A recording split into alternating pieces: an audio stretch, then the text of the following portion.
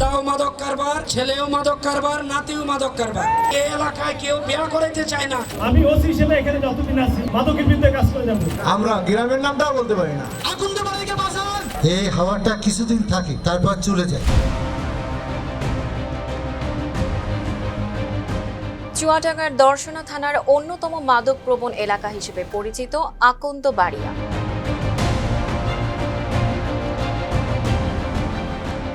এই এলাকাকে চিরতরে মাদকমুক্ত করার প্রত্যয়ে গতকাল শনিবার বিকেলে দর্শনা আকন্দবাড়িয়া মাধ্যমিক বিদ্যালয় মাঠে অনুষ্ঠিত হয়েছে মাদক বিরোধী সমাবেশ। লাইফে কোনো কিছুর গ্যারান্টি নাই, তাই ইন্স্যুরেন্স করুন সিটি ব্যাংকে, কারণ ইন্স্যুরেন্স করলে সিটিতে সুরক্ষা পাবেন নিশ্চিন্তে। দর্শনা থানা পুলিশের আয়োজনে এবং স্থানীয় যুব সমাজের উদ্যোগে এই কর্মসূচিতে অংশ নেন রাজনৈতিক নেতৃবৃন্দ, সাংবাদিক, ধর্মীয় ব্যক্তিত্ব সহ বিভিন্ন শ্রেণী পেশার মানুষ। সমাবেশে প্রধান অতিথি হিসেবে উপস্থিত ছিলেন চুয়াডাঙ্গার নবাগত জেলা পুলিশ সুপার রুহুল কবির খান। তিনি মাদক কারবারিদের বিরুদ্ধে কঠোর হুঁশিয়ারি দিয়ে বলেন, মাদক কারবারিদের কোনো রাজনৈতিক পরিচয় নেই, তাদের একমাত্র পরিচয় তারা সমাজের শত্রু। পুলিশ সুপার স্পষ্ট ঘোষণা করেন, আকন্দবাড়িয়াকে মাদকের অভিশাপ থেকে মুক্ত করতে শুধু পুলিশের অভিযানই যথেষ্ট নয়, এর জন্য রাজনৈতিক দল, সামাজিক সংগঠন, গণমাধ্যম এবং সচেতন নাগরিকদের সম্মিলিতভাবে এগিয়ে আসতে হবে। মাদক সিন্ডিকেটের তথ্য দিয়ে পুলিশকে সহযোগিতা করার জন্য তিনি সবার প্রতি আহ্বান জানান। এখানে সবচাইতে দুর্ভাগ্যের বিষয় হচ্ছে দাদাও মাদক কারবার, ছেলেও মাদক কারবার, নাতিও মাদক কারবার। কোন সময় এসেছে দাদাও মসজিদে গিয়ে নামাজ পড়বে, বাবাও খেতে কামারে কাজ করবে, আর ছেলে লেখাপড়া করবে। যুবক সমাজ, এই রাজনৈতিক নেতৃবৃন্দ, এই ছাত্র সমাজ, এই সাংবাদিক ভাইরা যেভাবে জেগেছে, আপনাদের সে ব্যবসা আর বেশি দিন করতে পারবেন না। অলমোস্ট আপনাদের ব্যবসার সময় শেষ হয়ে গিয়েছে। আপনাদের জায়গা হচ্ছে জঙ্গল, আর হচ্ছে ভুট্টাকে, আর হচ্ছে কারাগার অথবা এই জেলার বাইরে। এর বাইরে আপনাদের আর কোনো ঠিকানা নাই। সমাবেশে বক্তারা বলেন, এই গ্রামের নাম মাদক প্রবণ এলাকা হিসেবে ছড়িয়ে পড়ায় তার নেতিবাচক প্রভাব পড়ছে পুরো সমাজের ওপর। আকন্দবাড়িয়া চেনে হচ্ছে মাদকের অভয়ারণ্য হিসাবে।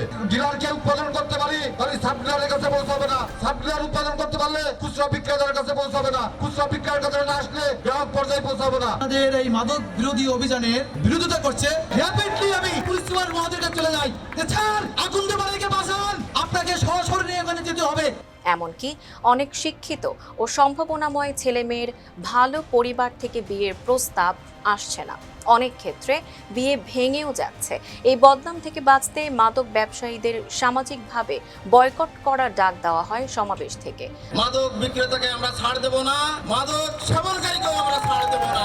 অনেক মিটিং হচ্ছে, কিন্তু সুফল কিছুদিন থাকে। এই হাওয়াটা কিছুদিন থাকে, তারপর চলে যায়। চলে যাওয়ার কারণ হলো, যে সমস্ত কর্মকর্তারা এই মিটিং এ এসে কথা বলেন, তারা যতক্ষণ ভালো থাকেন ততক্ষণ ভালো থাকে, যখন খারাপ হয়ে যায় আবার খারাপ হয়ে যায়। দর্শনা থানার ওসি নজরুল ইসলামের সভাপতিত্বে এই সমাবেশে রাজনৈতিক ভেদাভেদ ভুলে এক মঞ্চে দাঁড়ান সকলে। যতদিন থাকবো ততদিন আমার প্রথম এবং প্রধান কাজ হবে মাদকের বিরুদ্ধে কাজ করা। আপনারা এই ব্যাপারে আমাকে সহযোগিতা করবেন। এলাকার মানুষ জেগে উঠেছে, মাদক ব্যবসায়ী ভেঙেছে। বক্তব্য রাখেন দর্শনা থানা বিএনপির সভাপতি খাজা আবুল হাসনাত, সাধারণ সম্পাদক আহমদ আলী, দর্শনা পৌর বিএনপির সমন্বয়ক হাবিবুর রহমান বুলেট, জামায়াত নেতা আমিনুল মাস্টার, মোশাররফ হোসেন সহ বিএনপি, জামায়াত, যুবদল, ছাত্রদল এবং মাদক নির্মূল কমিটির শীর্ষস্থানীয় নেতৃবৃন্দ।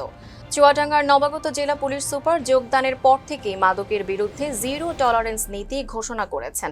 জেলা জুড়ে একের পর এক সচেতনতামূলক কর্মসূচির পাশাপাশি চলছে সাঁড়াশি অভিযান। নিয়মিত গ্রেফতার এবং ভ্রাম্যমাণ আদালতের মাধ্যমে সাজা প্রদানের ফলে মাদক সিন্ডিকেটগুলোর মাঝে এখন তীব্র আতঙ্ক বিরাজ করছে। Tanjima Nowrin, face the people. লাইফে কখন কি হয় গ্যারান্টি আছে, তাই ইন্স্যুরেন্স করুন সিটি ব্যাংকে, কারণ ইন্স্যুরেন্স করলে সিটিতে সুরক্ষা পাবেন নিশ্চিন্তে।